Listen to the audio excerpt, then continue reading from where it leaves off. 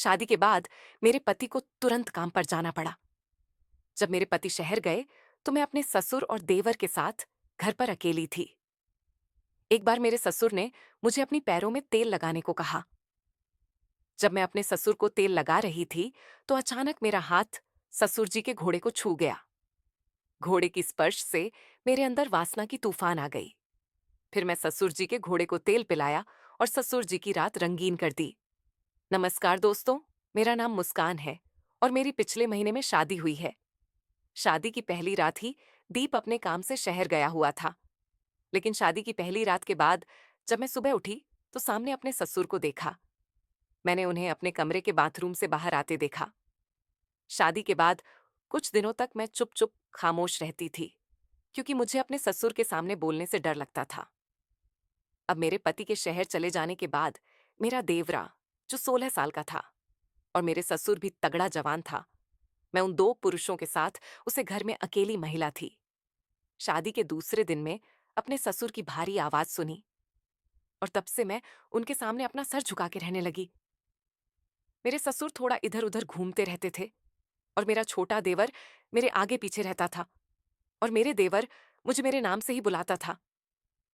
मैं उसके बड़े भाई की पत्नी थी, लेकिन वह मुझसे उम्र में काफी छोटा था। फिर भी वह मुझे मेरे नाम से ही बुलाया करता था। शादी के कुछ दिनों बाद मुझे बहुत बेचैनी होने लगी थी और मुझे अपने पति की बहुत याद आने लगी थी। मैं इस वक्त ऐसी हालत में थी कि मैं अपने कमरे से बाहर घर में नहीं जा सकती थी, क्योंकि मेरे घर में दो मर्द रहते थे। उसे दिन दोपहर का खाना बनाते समय अचानक मेरे पेट में दर्द हुआ और मैं रोने लगी। मेरी रोने की आवाज सुनकर मेरा देवर किचन में आया। उसने कहा, भाभी, आप ऐसे क्यों रो रही हो? मैं नहीं बता सकती थी कि मैं क्यों रो रही हूं, लेकिन फिर मैं सोची कि शायद मेरा देवर मेरा रोना रोक सकता है। फिर मैंने उसे अपने रोने की वजह बताई। मैंने अपने देवर से बोली कि मुझे अपने पति की बहुत याद आ रही है। फिर उसने कहा, भाभी, मैं अभी भाई को बुलाता हूं। उसने तुरंत अपने मोबाइल फोन से मेरे पति को फोन किया और उसने मेरी उससे बात कराई। मेरे पति ने कहा, मैं अभी कुछ दिन और काम में बिजी रहूंगा।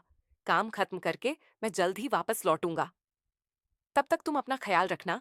मेरे पति ने मुझे सब्र रखने के लिए कहा था और फोन रखते समय उसने कहा था कि यदि तुम मेरे छोटे भाई और पिताजी का अच्छे से ख्याल रखोगी तो मैं तुमसे बहुत खुश रहूंगा।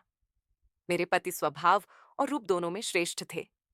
उनकी खुशी अपने पिता और भाई को खुश करने में थी और मैं भी अपने ससुराल वालों को खुश रखना चाहती थी।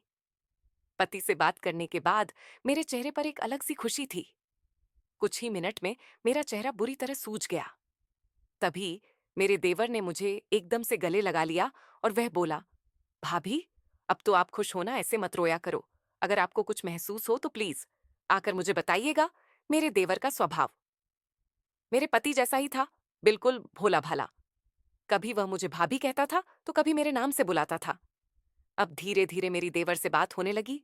मुझे कुछ चाहिए होता था तो मैं उससे कह देती थी, क्योंकि अभी तक मेरी अपने ससुर से आमने सामने बात नहीं हुई थी उसे। शाम जब ससुर घर आए तो भटक कर चल रहे थे। उनके कपड़े भी कीचड़ से भरे हुए थे। उसे समय देवर भी घर पर नहीं था। वह किसी काम से बाहर गया हुआ था। अपने ससुर को ऐसे मिट्टी के कपड़े में देखकर मैं समझ गई कि यह कहीं गिर गए होंगे। मेरे ससुर घर आए और मुझे बाहर से आवाज देकर बुलाया।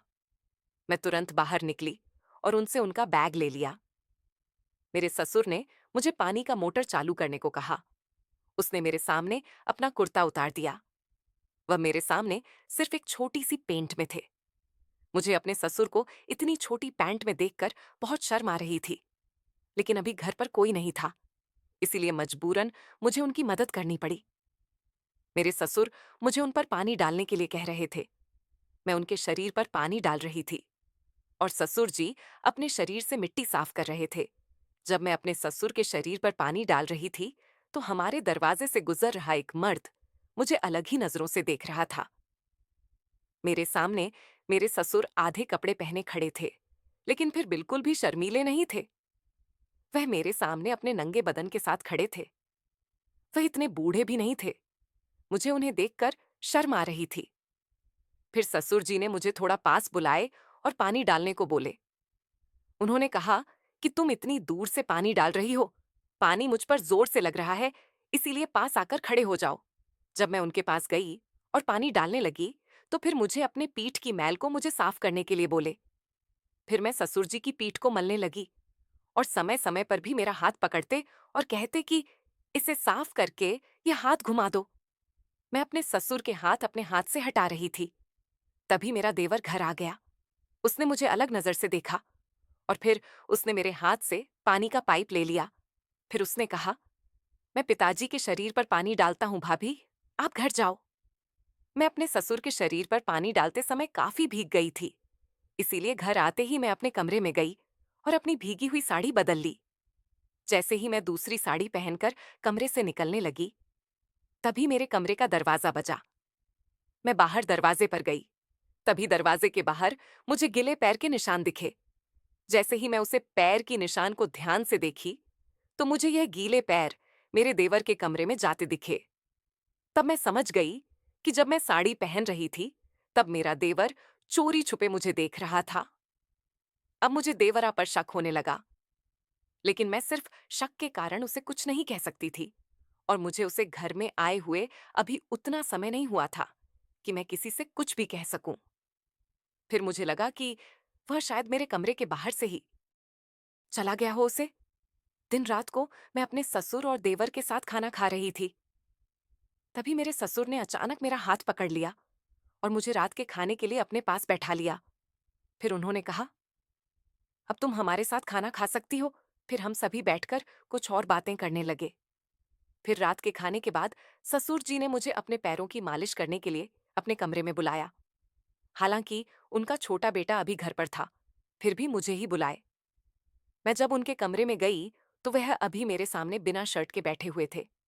जैसे ही मैं उनके कमरे में दाखिल हुई, उन्होंने मेरे सामने अपनी पैंट घुटनों तक नीचे खींच लिया और मुझे अपने पैरों की मालिश करने को बोले।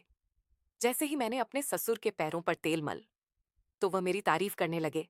उन्होंने कहा, बहू, तुम्हारा स्पर्श आकर्षक है। फिर ससुर जी बड़बड़ाने लगे थे। तब से वे जो कुछ भी बात कर रहे थे, मैं उनकी बात पर सर हिलाई जा रही थी।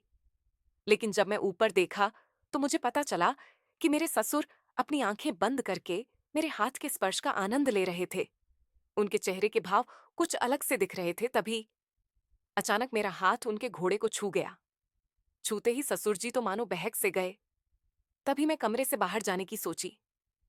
तभी मैंने देखा कि ससुर जी का घोड़ा पेट से बाहर आ गया था और फिर मैं मदहोश हो गई। ससुर जी के घोड़े को देखकर, जो कि उनका घोड़ा काफी बड़ा था, मुझसे अब रहा नहीं जा रहा था। फिर मैं घोड़े को मालिश करने लगी। मालिश करते करते मुझे बहुत मजा आने लगा और मेरे ससुर जी को भी फिर वह दूरियां नजदीकी में बदलने लगे और फिर हम दोनों ने रात भर खूब मजे किए। इसी तरह 2 महीने तक हमने ससुर जी का सहारा लिया। फिर मेरे पति भी आ गए और सब कुछ अच्छा हो गया। तो दोस्तों, ये कहानी आपको कैसी लगी? हमें कमेंट करके जरूर बताएं। चलिए, मिलते हैं अगले वीडियो में। तब तक के लिए धन्यवाद।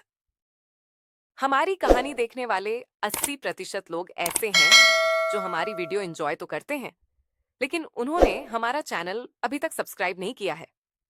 अगर आप उन 80% लोगों में से हैं, तो बस आपको एक छोटा सा काम करना है। इस वीडियो के नीचे आपको एक सब्सक्राइब बटन दिख रहा होगा। बस उसे सब्सक्राइब बटन को दबाना है। बस इतना सा काम करना है आपको। और लगे हाथों बेल आइकन भी प्रेस कर देना, ताकि हमारी लेटेस्ट वीडियो आते ही आपको सबसे पहले पता चले।